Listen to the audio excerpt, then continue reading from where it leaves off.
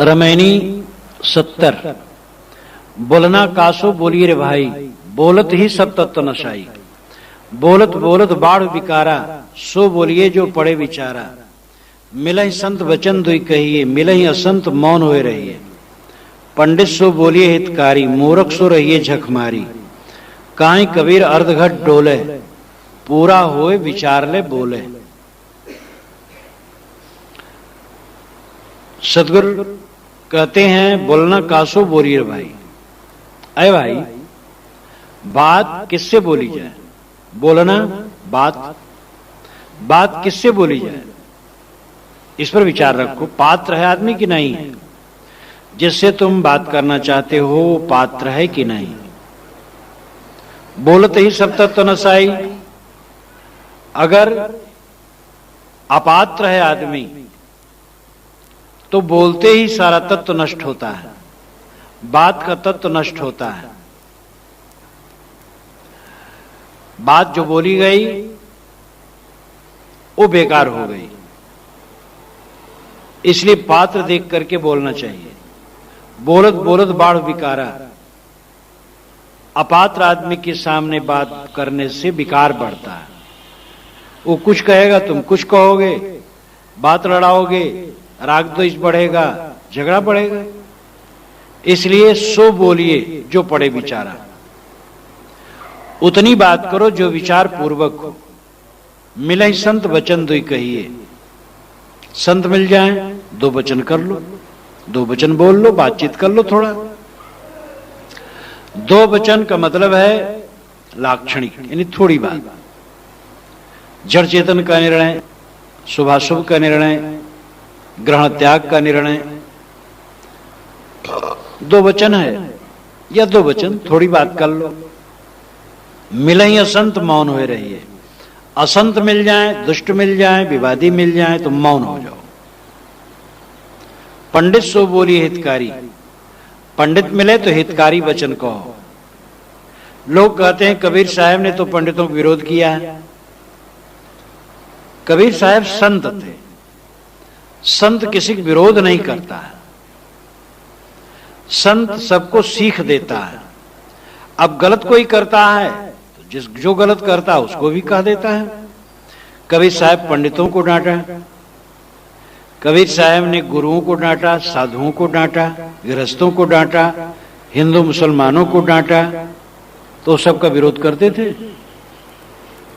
पंडित की जहां गलती है वहां डांटते हैं, साधु की गलती है वहां डांटते। टोपी पहरे, माला पहरे, छाप तिलक और माना, साखी शब्द गावत बोले, आत्म खबर न जाना, यहां साधुओं को डांटते हैं। गुरुओं को डांटते, घर घर मंत्र देते फिरते, महिमा के अभिमाना, गुरु सहित शिष्य सब बूढ़े अंतकाल पछताना। तो क्या खाली पंडित तक डांटते हैं? गुरु को भी डांटते, साधु को भी डांटते हैं, लेकिन आदर भी करते हैं। पंडित सो बोली हितकारी, इसी रमैनी में है। अन्यत्र भी साहब कहते हैं, काहे कबीर हम जात पुकारा, पंडित होए सो ले बिचारा। प्रज्ञावान को पंडित कहते हैं। सत्यासत्य विवेकिनी बुद्धि पंडा। सत्यासत्य विवेकिनी बुद्धि जिसकी हो वह बुद्धि पंडा है, और जिसकी बुद्धि पंडा है वो पंडित है। जस बुद्धि पंडा से पंडिता है। इसलिए विवेकवान को पंडित कहते हैं। साहब कहते पंडित सो बोली हितकारी। पंडित कोई मिले, विवेकवान मिले तो उससे हितकारी बात करो। मूर्ख सो रहिए झकमारी। मूर्ख आदमी मिले, समझ न पावे बात तो झक मार के रह जाओ। झक कहते मछली को। कई बार मछुआरे तालाब के पास, नदी के पास मछली मारने जाते हैं। वंशी से मछली मारने वालों को तो मैंने कई बार देखा। एकांत सेवन की दृष्टि से मैं बैठा हूं, कहीं पेड़ के नीचे तालाब है, मछली मारने वाले भी आ गए, वंशी लेकर गए, चारा लगा करके तालाब में फेंके। तालाब में फेंके और वो उनकी कटिया टूट टूट की, बस झट से फेंके, निकाले, मछली नहीं फंसी और चारा चला गया। मछली भी चतुर होती हैं। खींच लेती हैं चारा और उनका मुंह नहीं फंसता है। तो कई बार देखा कि वो 3-3 घंटे बैठे हैं तालाब के किनारे, एक मछली नहीं पाए। झक मारना, मछली मारना, और झक मारते मारते शाम हो गई, झक मिली नहीं। कहां गिरे भैया? अरे भैया झक मारे गए। तो ये हुआ झक मारना, नाहक में दिमाग खराब करना, ना कोई फल ना कुछ। ये फिर कहावत हो गई झक मारना, मुहावरा बन गया। झक मारना, दिमाग खराब करना और लाभ कुछ नहीं। मूर्ख से रहिए झक मारी, मूर्ख से झक मार के रह जाना होगा और कुछ होगा नहीं, इसलिए चुप हो जाओ। यह झक मारना का अर्थ चुप हो जाओ, अपने मन को मार लो। काहे कबीर अर्धघट डोले। साहब कहते आधा घड़ा पानी होता है लेके चलो तो डोलता है, पूरा घड़ा लेकर के चलो तो नहीं डोलता। हां डोलेगा तो गंभीर आवाज करेगा, पूरा हो विचार ले बोले। पूरा घड़ा होगा तो बोलेगा तो गंभीर कवि, और हिलेगा नहीं। इसी प्रकार अधूरा आदमी निरर्थक बकबक करता है, विवेकवान बकबक नहीं करता है। बोलता है तो विवेक पूर्वक बोलता है। बातें हमें कैसी करनी चाहिए, इसके लिए 5 मुद्दों पर ध्यान देने की जरूरत है। कब, किससे, क्या, कितना और कैसे। इन 5 आधार बिंदुओं पर विचार करके अगर बोला जाए तो वाणी शुद्ध रहेगी। कब समय का सूचक है, कब बोलना चाहिए। हर समय नहीं बोलना चाहिए। आप किसी अफसर से मिलने गए, अफसर का मूड नहीं बात करने, चुप रहो। अपने से बड़े पुरुष हैं, कोई बात तुम कहना चाहते हो और उनका मन नहीं है, उस समय न बोलो, बड़े छोड़ दो। बच्चे से, शिष्य से भी उसका मूड नहीं है तो नहीं बोलना चाहिए। एक महात्मा अपने शिष्य को कहें कि तुम गांजा छोड़ दो। एक दिन जब उन्होंने कहा गांजा छोड़ दो तो शिष्य चिढ़ गया। कहा महाराज आप गांजा के पीछे पड़े हैं, गांजा छोड़ दो, गांजा छोड़ दो। काम, क्रोध, लोभ, मोह छोड़ने कहिए, गांजा क्या करता है। महाराज जी चुप हुए और चेला एकदम बैठ गया गुस्सा करके, बताओ महाराज।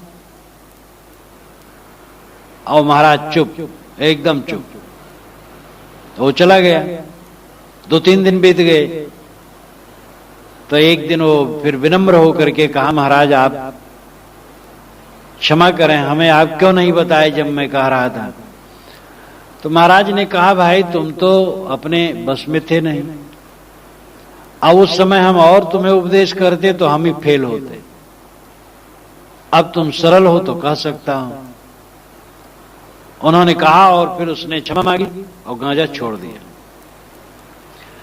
जब तक कोई सुनने को तैयार न हो तब तक बात करने से कोई फायदा नहीं।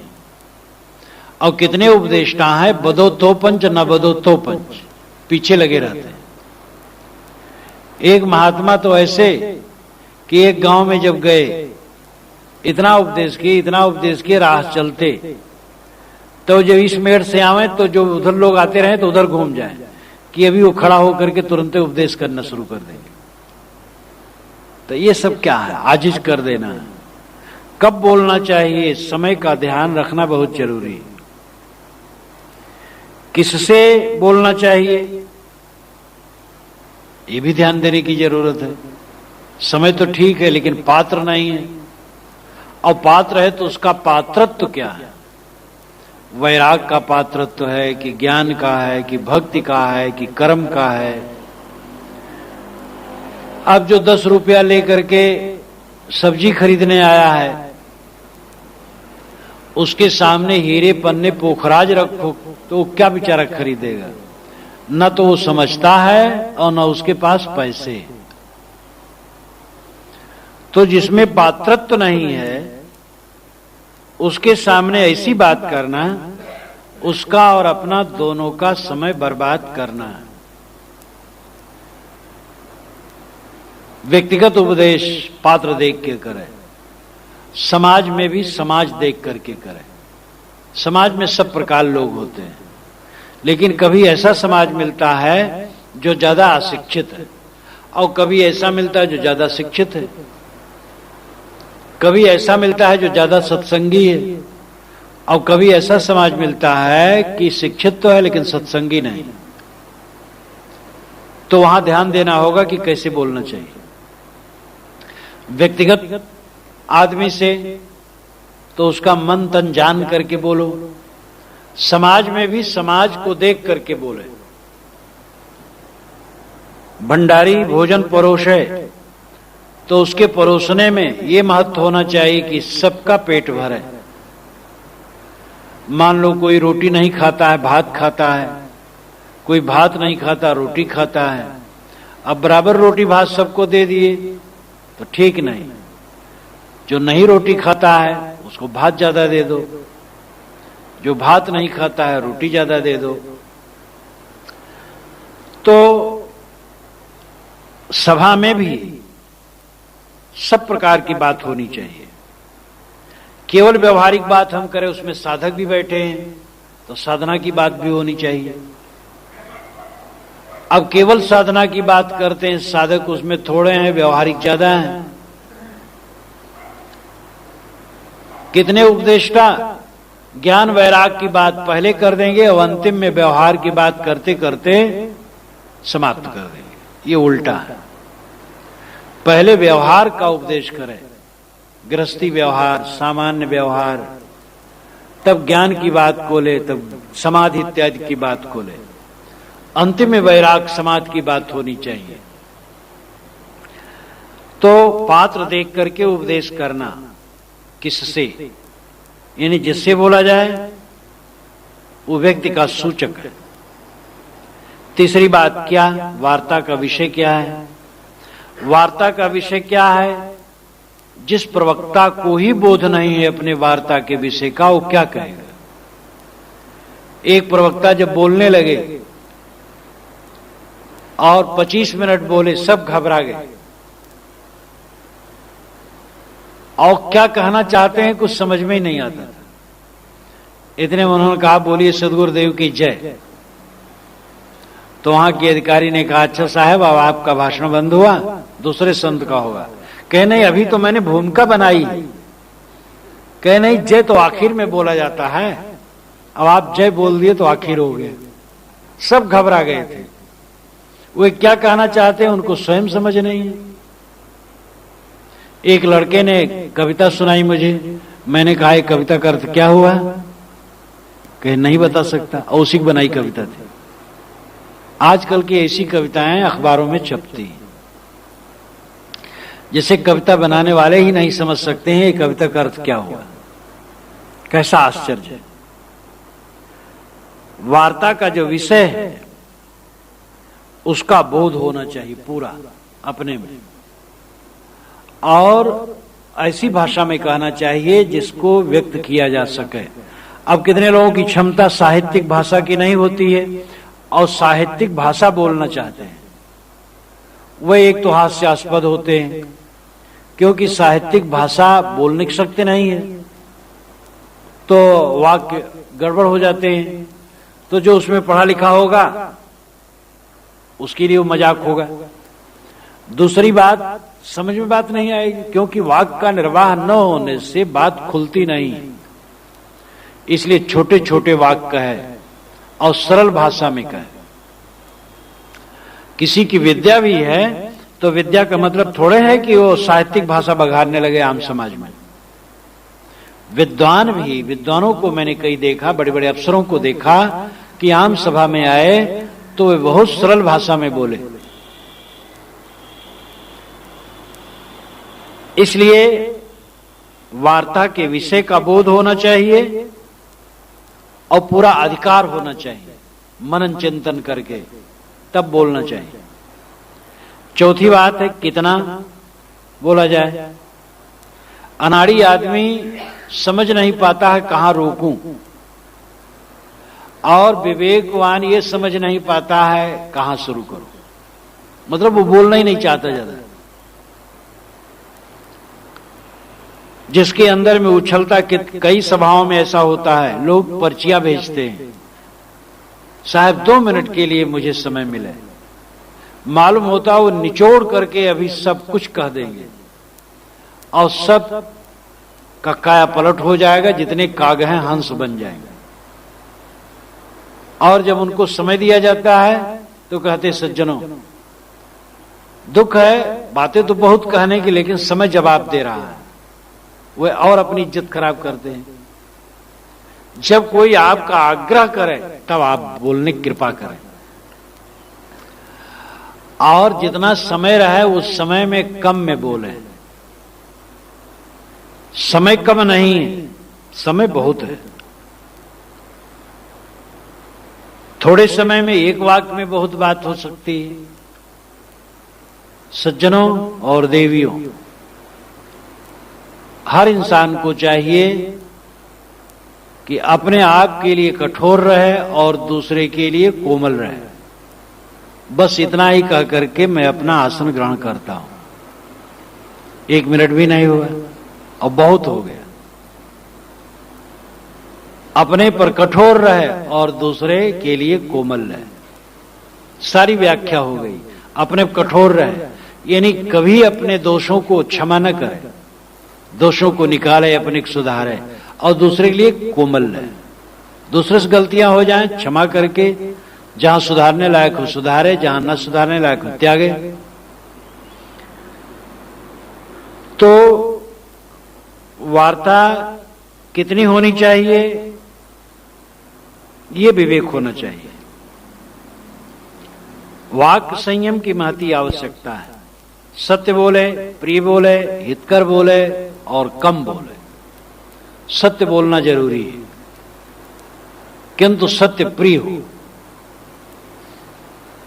और प्रिय होते हुए भी हितकर हो, हितकर होते हुए भी कम हो। सत्य प्रिय हित मित, सत्य प्रिय हित मित। सत्य सत्य, प्रिय मीठा, हित कल्याणकारी, मित थोड़ा। लेख भी अच्छे लेखों माने जाते हैं जो सुव्यवस्थित हो, अपने विचारों में ठोस हो, थोड़े वाक्यों में बहुत भाव भरे हो, वो लेख अच्छे माने जाते हैं। वो कविता अच्छी मानी जाती है, वो भाषण अच्छा माना जाता है, थोड़े में सारगर्भित बातें हो। इसलिए बहुत लंबा चौड़ा व्याख्यान की जरूरत नहीं रहती है, और अगर सारगर्भित बातें, लंबा चौड़ा व्याख्यान भी है और जरूरी है वैसा, तो उस जगह पर वैसा भी ठीक है। कई जगह तो ऐसा नियम है विदेशों में, कहा जाता है, कहीं कहीं रहा कि एक पैर के बल से खड़ा होकर के प्रवक्ता बोले, क्योंकि एक पैर के बल से ज्यादा नहीं खड़ा हो पाएगा, बस उसका समय समाप्त हुआ। कम बोलने के लिए। 5वीं बात है कैसे हो, वार्ता कैसे करे, बोले कैसे, कैसे शैली का परिचय करें। शैली अच्छी होने से कठोर बातें भी लोगों के गले उतर जाती है, और शैली अच्छी नहीं है तो सरल बातें भी कट हो जाती हैं। प्रत्यक्ष उदाहरण कहानी वो है, कुछ लोग जा रहे, 2 आदमी जा रहे थे रास्ते रास्ते, थोड़ी दूर पर एक कुआं पर एक महिला पानी भर रही थी। तो एक ने कहा कि तुम जरा रुको, मैं पानी पी आऊं। कहे मुझे भी पानी पीना है। कहे मैं पी आऊं तो तुम जाओ। वो गया, उसने कहा मेरी बाप की मेहरी मुझे पानी पिला दो, मेरे बाप की मेहरी मुझे पानी पिला दो। और रस्सी लेकर के मारने दौड़ी, दाढ़ी जा रही, एक एक मुंह छुड़वा लोगी। फिर अगर कहा ऐसा, पानी नहीं पिलाया, लौट आया, दूसरा गया, मेरी माता पानी पिला दो, खुश हो गई, पानी पिला दिया। दोनों का अर्थ एक है, बाप की मेहरी और माता एक बात, लेकिन शैली में अंतर होने से जमीन आसमान का अंतर हो गया। मीठा वचन, सुंदर शैली, आलोचना करना हो तो आलोचना एक वर्ग की नहीं होनी चाहिए, आलोच्य विषय तो किसी की है गलत है। एक कबीरपंथी आलोचना करने बैठे रामकृष्ण के चमत्कार का, ईसा मोहम्मद के चमत्कार का, तो कबीर साहब के विषय में जो भक्तों ने चमत्कार लगाया है वो उसका पहले खंडन करें, तब दूसरे चमत्कार का खंडन करें। एक ईसाई है तो रामकृष्ण के विषय में लगाए चमत्कार का बड़ी सफाई से खंडन कर देगा, और अपने विषय में नर्वस हो जाएगा। एक सज्जन से मैंने, मुस्लिम सज्जन थे, मैंने कहा कि कुछ ऐसी वो बात की, तो मैंने कहा देखो अब हिंदू लोग राजा के लड़के को भगवान का अवतार माने बैठे। कहे हाँ महाराज जी तो बिल्कुल गलत है। मैंने कहा इसी प्रकार कुछ लोग होते हैं, कहते हैं हमारा महापुरुष ईश्वर का भेजा हुआ है, तो चुप हो गए। और वे मानते हैं हजरत मोहम्मद ईश्वर का भेजा हुआ है। जब आप मानते हो ईश्वर का भेजा हुआ है, तो हिंदू भी कहते हैं ईश्वर का अवतार है, तो क्या फर्क पड़ता है। तर्क करो तो तर्क सब पर होना चाहिए। बिल्ली वृत्ति हमारी होती है, बिल्ली चूहे को पकड़ती है तो एक ही बार में काम तमाम कर देती, और अपने बच्चे को जब मुंह में पकड़ती तो दांत नहीं लगने देती। ये बिल्ली वृत्ति कभी भी कथन को निर्दोष नहीं होने देती, जिसमें व्याप्ति दोष न हो, अति व्याप्ति दोष न हो, अव्याप्त दोष न हो, अति व्याप्त दोष न हो, असंभव दोष न हो, वो निर्दोष कथन है। जिसमें अति व्याप्त दोष है, अव्याप्त दोष है, असंभव दोष है, वो कथन निर्दोष नहीं। जो दोष दूसरे में है वो दोष मेरे में भी, वो दूसरे खंडन करते हैं और अपना खंडन नहीं करते हैं, तो बात प्रामाणिक कैसे। तो शैली का बहुत बड़ा महत्व है, हमें शैली पर ध्यान देना चाहिए। और अच्छी शैली से कही हुई बात कठोर भी हो तो लोगों के गले उतरेगी। ईश्वर को लो, ईश्वर की आवश्यकता सबको है। एक ऐसी शक्ति जो सर्वत्र परिपूर्ण हो और सर्वज्ञ हो और कुछ भी कर सके, ऐसी बलवान शक्ति हो, किंतु वो शुभ हो, मंगलमय हो। ऐसी शक्ति की आवश्यकता किसी नहीं। थाना पुलिस सब इसी के लिए है कि हमारी रक्षा हो, समाज की रक्षा हो। नियम कानून सब, ग्रंथ पंथ सब इसीलिए। और कहीं अगर ऐसी शक्ति हो कि वो एक हो, हर जगह हो और सब कुछ जानती हो और कुछ भी कर सकती हो, इतनी बलवान हो, साथ साथ वो शुभ हो, सत्यम शिवम सुंदरम हो, क्या पूछना। ऐसी शक्ति कौन नहीं चाहेगा। दुर्भाग्य ये ऐसी शक्ति कुछ नहीं। आतंकवादी आता है और बंदूक से 10 को मार के चला जाता है, कुछ नहीं होता है। मिलावटबाजी, चोर बाजारी, नाना अत्याचार हो रहे हैं और कोई ऐसा करने वाला नहीं कि उसको पकड़ दे और सुधार दे। इसलिए दुख होता है कि जिस शक्ति को हम चाहते हैं ईश्वर का नाम लेकर के, वो फलित नहीं हो रही। और बात आती है अपने पर कि अपना सुधारो, स्वयं सुधरो और दूसरे लोगों को भी सुधरने की राय दो। यही चारा है और कुछ चारा नहीं। अगर वैसी शक्ति होती ईश्वर वाली तो बड़ा मंगल होता, बड़ा अच्छा होता। और ऐसी शक्ति कोई निरादर न करता। यह बात अपने आप सोचने समझने जैसी है। ये भी एक शैली है। और ये भी शैली है कि बस डंडा मार दिया, सीधे कह दिया। तो शैली शैली में बड़ा अंतर है। हमें अपने बात के कथन की शैली समझना होगा। शैली मधुर हो, व्यापक हो, उदार हो, एक पक्षी न हो। हमारे संप्रदाय की कमजोरियां हम छिपाते रहें, दूसरे के संप्रदाय की कमजोरियों को उभारते रहें, ये गलत शैली है। कमजोरी कहीं की भी अहितकर है, और कमजोरी कहने के लिए भी सहृदयता चाहिए। कमजोर आदमी को ऊपर उठाने की जरूरत है। गलती हो जाए तो उसको अवसर देना चाहिए कि ऊपर उठे, धिक्कार न दे। अब ये बात सच है कि ऐसी भी गलती होती है जो जिससे कि वो उठ नहीं सकता, तो उसका त्याग भी जरूरी है। लेकिन सुधार की बात तभी संभव है जब सहृदयता हो। इसलिए कब, किससे, क्या, कितना और कैसे, इन 5 बातों पर मनन कर लेना चाहिए, तो निश्चित है बात बढ़िया होगी। किसी से मुलाकात हो तो बातचीत करने के पीछे मन में स्निग्धता रहे, और फिर से मिलने की उसकी भी रुचि हो। ये नहीं एक बार में मिले, इतना छिन्न भिन्न कर दिए कि कटता हो गई, तो बेकार हो गया। जितना हम समझा पावे काफी है, जितना वो समझ पाए काफी है। तो इस प्रकार सदगुरु कहते हैं कि विचार पूर्वक बात करे। कहीं कबीर अर्धगट डोले, पूरा हुए विचार ले बोले।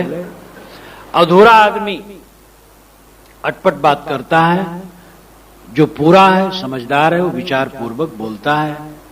इसलिए पात्र देखकर, समय देखकर, अच्छी शैली से मीठे वचनों में सत्य का उद्घाटन करे, किसी का दिल न दुखावे।